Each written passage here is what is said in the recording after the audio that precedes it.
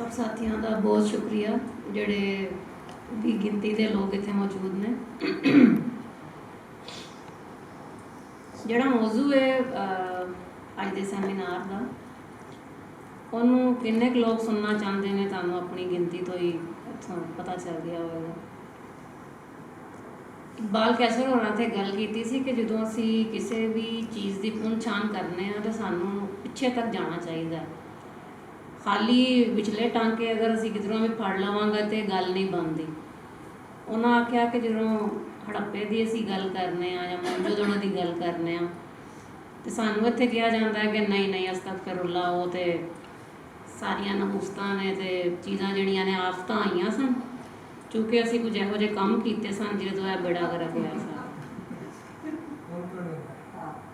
लेकिन ਜਿਹੜੇ नस्लियात के माहिर ने उन्होंने जो ये चीज़ां ट्रेस आउट कीतियां तो दसिया कि सिविलाइजेशन जी है बड़ी पुरानी सी।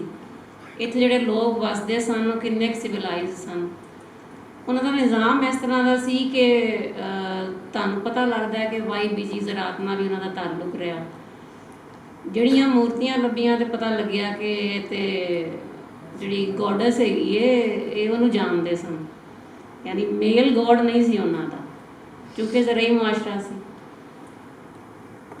ये सारा कुछ जो असी जोड़ने तो साडा अगों जुबान का जोड़ा टांका जोड़िया जाता। जिवें आसिफ खान होरां ने कहा सी कि पहले असी कहते रहे कि वेदी जो निकल आई, फिर असी छड़प्पा मारिया तो असी कहा जी नहीं नहीं संस्कृत भी हैगी है तो फलानियां चीज़ां भी ने। लेकिन इत्थों की धरती तो जो सवां दी लपतां मिलियां ने तो पता चलिया कि नहीं, ਜਦੋਂ इनवेडर्स आए सन, ਜਦੋਂ ਸਾਡੇ जटाला साहब भी कह रहे हैं कि इनवेडर्स दियां दसियां हुई चीज़ों को असी अज तक दोहरा रहे हैं।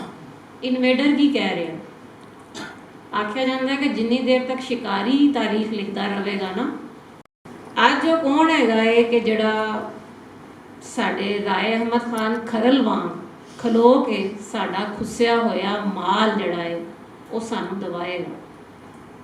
असी याद कर रहे हैं बीते नूं ताकि उस कहानी के अंदरों सानू पता लगे कि जिहड़ा तुहानूं वो खुस्या होए ही तुहाडा स्टेटस लैके देवेगा ना असल च हीरो है।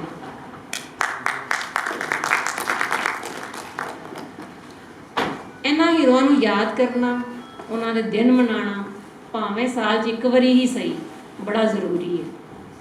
असी इनू भी नहीं विसार सकते कि असी इकट्ठे होने तो एक दिन के लिए असी जुबान की गल करने। तुसी जो एक दिन के लिए आम लुकाए तक गल पहुँचाओगे तो फिर रोज़ दिहाड़ी अपने घर से गल करनगे कि बेटा जिवें जटाला साहब कहते हैं कि ग्रेट नहीं है। जंगे अजीम अव्वल जंगे अजीम दोन जंगा अजीम नहीं होंदियां। जंगा जड़ियां ने बहुत ही भैड़ियां होंदियां ने जिहड़े इंसानां तो जीवन का हक खो लैंदियां।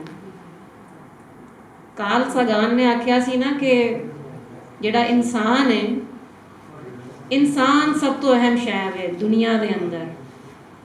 जे इंसान मर गया तो कायनात कित्थे गई। अज असी जिहड़ा है हीरो तो दूर आम लुकाई भी जिहड़ी है वो सानू एटमी ताकत असी है ना तो, लेकिन असी सिर्फ डरावन लिए भी जे रखिया है तो तद भी साडे कोलों कोई नहीं डरदा।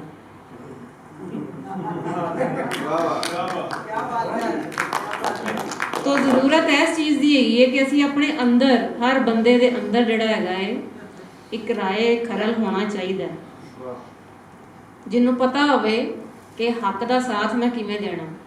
हीरो का मतलब है हक दे नाल खलोना, माड़े का सहारा बनना। मैं उस गल नाल मुतफिक नहीं हाँ कि जिवें शाह हुसैन आखदा सी ना कि भला होया गुड़ मक्खियां खादा असां भिन भिन तो छुपिया से। बई असी गुड़ क्यों खान दईए किसी नूं, वो भी साडा अपना। सो किसी वेले जिहड़ी मलामत और जिहड़ी निमाणा पाने उन्हें छड्डना भी पैंदा। ते जदों कहंदा है कि तख्त ना मिलदे मंगे, सानू वो वाला रूप धारना चाहिए। हर अंदर हर बंदा जिहड़ा है वो राय अहमद खान खरल नूं अपने अंदर जिवाए। अज मैं बहुत शुक्रगुजार भी हाँ अहमद रज़ा भट्टू होरां दी ਕਿ ਉਹਨਾਂ ਨੇ ਆਰ ਕੀਤਾ ਤੇ ਸਾਨੂੰ ਚੇਤੇ ਕਰਾਇਆ ਕਿ ਹਾਂ ਅਜਿਹਾ ਜੀ ਹੈ ਸੀ ਸਾਡੇ ਵਿੱਚ ਜਿਹਨੂੰ ਦੱਸਣ ਦੀ ਲੋੜ ਹੈ ਔਰ ਆਪਣੀ ਆਉਣ ਵਾਲੀਆਂ ਪੀੜ੍ਹੀਆਂ ਨੂੰ ਵੀ ਦੱਸਣ ਦੀ ਲੋੜ ਹੈ। ਸੋ ਅਸੀਂ ਇਹ ਕੰਮ ਕਰਦੇ ਰਵਾਂਗੇ ਔਰ ਜ਼ਰੂਰ ਕਰਾਂਗੇ। ਬਹੁਤ ਸ਼ੁਕਰੀਆ।